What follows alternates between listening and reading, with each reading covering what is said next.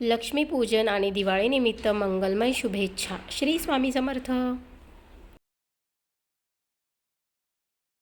Hello everyone, कशा आहात? मजेत आहात ना? सगळ्यांना श्री स्वामी समर्थ. तर सगळ्यात आधी सगळ्यांना दिवाळीच्या माझ्याकडनं आणि माझ्या परिवाराकडनं खूप खूप शुभेच्छा. तर दिवाळीच्या सणासुदीच्या या दिवसांमध्ये सगळ्यात महत्त्वाचं असतं ते लक्ष्मीपूजन. तर लक्ष्मीपूजन हा दिवाळीचा आत्मा आहे असं म्हटलं तरी चालेल, कारण आपण दिवाळीच्या दिवसांमध्ये माता लक्ष्मीचे आवाहन करून तिचे पूजन करत असतो. आपल्या घरामध्ये तिने राहावं, स्थिर राहावं यासाठी खूप साऱ्या गोष्टी करतो. तिला आकर्षित करण्यासाठी अनेक उपाय, सेवा करत असतो. अनेक डेकोरेशन्स आपल्याकडे दिवाळीमध्ये केले जातात. हे सगळे कशासाठी असतात की आपल्याकडे लक्ष्मीने चिरंतर स्थायी असावं म्हणून. कारण लक्ष्मी ही चंचल आहे, तिला स्थिर करणं हे खूप कठीण आहे. आलेला पैसा हा कसा आपला कुठे खर्च होतो हे आपल्यालाच कळत नसतं. पण आपण जर या दिवाळीच्या दिवसांमध्ये लक्ष्मीपूजनाच्या दिवशी जर चांगल्या सेवा केली, चांगली देवीची उपासना केली, तर वर्षभर आपल्याला कधीही पैशांची टंचाई पडत नाही किंवा आर्थिक चणचण कधीही भासत नाही. आलेला पैसा आपल्याला पुरेपूर आपण त्याचा व्यवस्थित उपयोग करतो, म्हणजे असा कुठेही त्याचा खर्च होत नाही आपल्या हातून. तर त्याच्यामुळे आपल्याला या लक्ष्मीपूजनाला, म्हणजे हे 2023चं लक्ष्मीपूजन हे 12 नोव्हेंबरला आहे. याच दिवशी नरक चतुर्दशी देखील आहे. तर या दिवशी दोघंही एकाच दिवशी आलेलं आहे, नरक चतुर्दशी आणि लक्ष्मीपूजन. तर अमावस्या ही दुपारनंतर चालू होते, तर आपोआपच आपण सगळीकडे लक्ष्मीपूजन हे संध्याकाळीच केलं जातं. तर लक्ष्मीपूजन संध्याकाळी केलं जातं. आपल्याला माहिती लक्ष्मीपूजनामध्ये आपण काय काय करतो, कशा प्रकारे पूजा मांडणी करतो, कोणत्या प्रकारे नैवेद्य दाखवतो आणि कोणते मंत्र, श्लोक, सेवा करायच्या हे आपण आज या व्हिडिओमध्ये बघणार आहोत. तर मी जेव्हा लक्ष्मीपूजन करते ना, तर आपल्या सगळ्यांना माहिती आहे, सालावादाप्रमाणे प्रत्येक ठिकाणी सगळ्यांना या रीतीभाती माहिती असतात, मांडणी पूजा माहिती असतात. पण व्हिडिओ करण्याचा एकच उद्देश की आपल्या हातून चांगल्यात चांगल्या सेवा घडावी, लक्ष्मी मातेने आपली सेवा बघून आपल्यावर प्रसन्न व्हावं आणि कुठलीही गोष्ट आपल्या हातून चुकू नये यासाठी हा आधी बनवलेला व्हिडिओ असतो. तर बघा, मी हा दिवाळीच्या म्हणजे 10 दिवस आधीच बनवते, कारण की सगळ्यांना आपल्या घरी काय काय आणायचं, कसं पूजा करायची याची आयडिया येते. काही नसेल तर आपण ते आधीच्या आधी प्रिपरेशन करून ठेवतो, पूर्वतयारी करतो, म्हणून हा व्हिडिओ तुमच्यासाठी.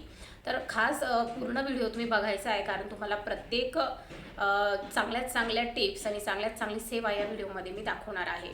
तर सुरुवात आपण आपल्या घरापासून करतो. घराची स्वच्छता तर आपण करतोच लक्ष्मीपूजनाच्या दिवशी. त्याचबरोबर अंगणाची स्वच्छता करणं महत्त्वाचं. त्याचबरोबर 2-3 दिवस आधीच आपण आपल्या घरी लायटिंग्स लावतो, त्याच्यानंतर कंदील लावत असतो, दाराला तोरणं लावत असतो. फुलांनी लक्ष्मीपूजनच्या दिवशी तर विशेष झेंडूच्या फुलांचं तोरण आणि आंब्याच्या पानांचं तोरण लावलं जातं. सगळ्या देवांचे आपल्याकडे फोटो असतील त्यांना लावलं जातं. त्यानंतर मुख्य दरवाजा आहे त्याला लावलं जातं. मुख्य दरवाजा साफ करून त्याच्यावर आपण हळदी कुंकवाने स्वस्तिक काढत असतो. रेषा आजूबाजूला काढणं महत्त्वाचं. त्याचबरोबर आपण हळदीचं लेपन आपण याच्या उंबरठ्यावर करत असतो. अशा प्रकारे आपल्याला जवळपास 4 ठिकाणी स्वस्तिक या दिवशी काढायचे असतात. ते सेपरेट व्हिडिओ मी तुम्हाला बनवेलच की तुम्हाला त्या दिवशी अजून काय काय उपाय करायचे आहे. कारण लक्ष्मीपूजनाचा ही अशी अमावस्या असते की खूप मोठी अमावस्या असते. या दिवशी लक्ष्मीची सेवा जर केली तर आपल्याला वर्षभर काय 7 पिढ्यापर्यंत आपल्याला कशाचीच कमी पडत नाही असं सांगितलं जातं.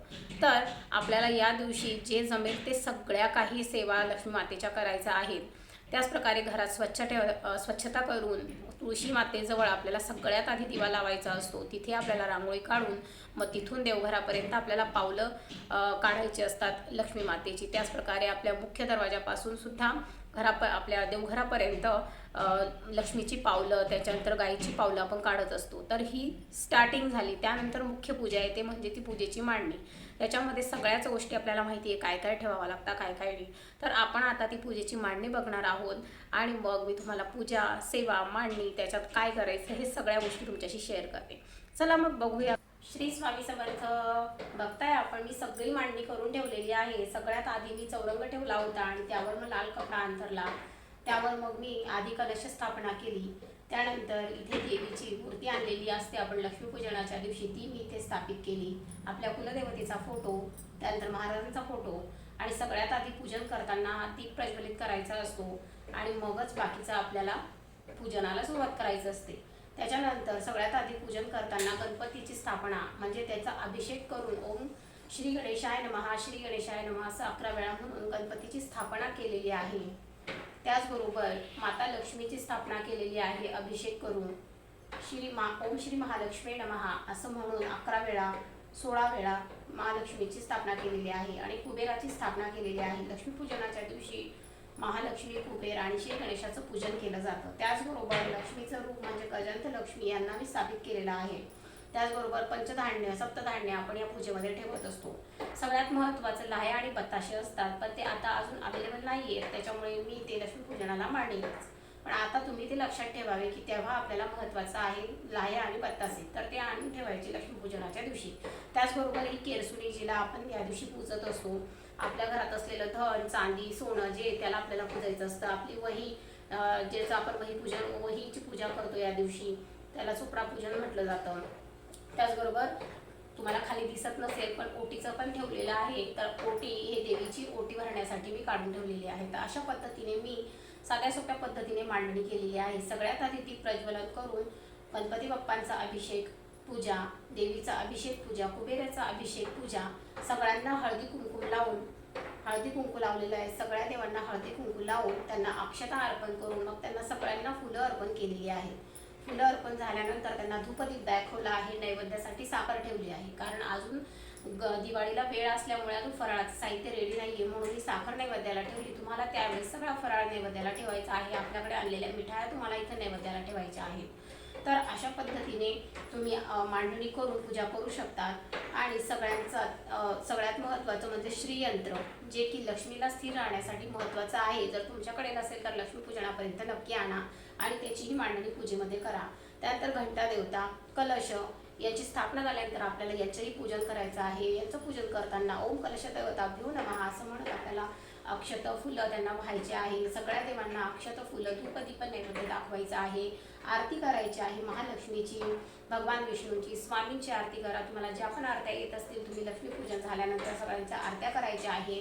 तर ही सगळ्यांना हळदी कुंकू अर्पण करून आपण ज्या पण वस्तू इथं ठेवलेल्या आहे सगळ्यांना हळदी कुंकू अर्पण करून फुलं अर्पण करायचे आहे, अक्षता अर्पण करायचे आहे, देवांचा नमस्कार करायचा आहे सगळ्यांचा. त्यानंतर आरती म्हणून झाल्यानंतर आपल्याला कोणत्या सेवा करायच्या आहे त्या आपल्याला करायच्या आहेत. बघा, सगळ्यात आधी व्यंकटेश स्तोत्र, रामरक्षा आपल्याला बोलायचं आहे. त्याच्यानंतर श्री सुक्तम आपल्याला 1 वेळा बोलायचं आहे. महालक्ष्मी अष्टकम आपल्याला 1 वेळा बोलायचं आहे. विष्णू सहस्रनाम स्तोत्र आपल्याला 1 वेळा बोलायचं आहे. त्यानंतर आपण लक्ष्मी गायत्री मंत्र 1 वेळा, विष्णू गायत्री मंत्र 1 वेळा, कुबेर मंत्र 1 वेळा, अशा प्रकारे आपल्याला इथे जे पण देवता आपण स्थापन केलेले आहे या सगळ्यांची सेवा आपल्याला करायची आहे. नित्यसेवेच्या पुस्तकामध्ये या सगळ्या सेवा अवेलेबल आहेत. त्याचबरोबर षोडशी मंत्र दिलेला आहे, कमलात्मक मंत्र आहे. हे खूप महत्त्वपूर्ण आणि प्रभावी असे मंत्र आहेत जे आपल्याला लक्ष्मीपूजनाच्या दिवशी देवासमोर बसून बोलायचे आहेत. आणि हा दिवस खूप महत्त्वाचा असतो. लक्ष्मी येण्याचा दिवस असतो. लक्ष्मी ही सगळ्याकडे आपली कुठे सेवा केली जाते हे बघत असते. त्याच्यामुळे तुम्ही न चुकता या दिवशी अशा प्रकारे मांडणी करून सगळ्या प्रकारच्या प्रभावी सेवा तुम्हाला करायच्या आहेत. न विसरता तुम्हाला इथे आपण ज्या कवड्या आणलेल्या असतात, पांढऱ्या कवड्या, आपल्याकडे कमलगट्ट्याचे मणी असतात, त्या सुद्धा तुम्हाला पूजनामध्ये ठेवायच्या आहेत. अजून मी ते देवघरामध्ये माझ्या बांधून ठेवलेल्या असतात. तर दिवाळीच्या पूजेमध्ये मी त्यांना परत मंत्र साधना करून त्यांना पुन्हा अजून हे पूजन करत असते त्यांचं. पण आता मी ते ठेवलेलं नाही आहे. मी लक्ष्मीपूजनाच्या दिवशी ते ठेवेल आणि त्यांची पूजा त्या दिवशी करणार आहे. तुम्ही 16 वेळा श्रीसुक्तम बोलू शकता, 3 वेळा, 9 वेळा तुम्ही महालक्ष्मी अष्टकम बोलू शकता. तर या सगळ्या सेवेमध्ये, पूजेमध्ये आपल्या कुलदेवतेची सेवा ही झालीच पाहिजे. त्यासाठी ओटी काढून ठेवलेली आहे. तर सगळं पूजन झाल्यावर आपल्याला देवीची ओटी भरायची असते आणि मनोभावे तिला नमस्कार करायचा असतो. त्याचप्रकारे देवीला जास्तीत जास्त गजरा आवडतो, म्हणून तुम्ही नक्की या दिवशी गजरा आणून इथे देवीला माळायचा आहे किंवा या कलशावर तुम्ही ठेवू शकता.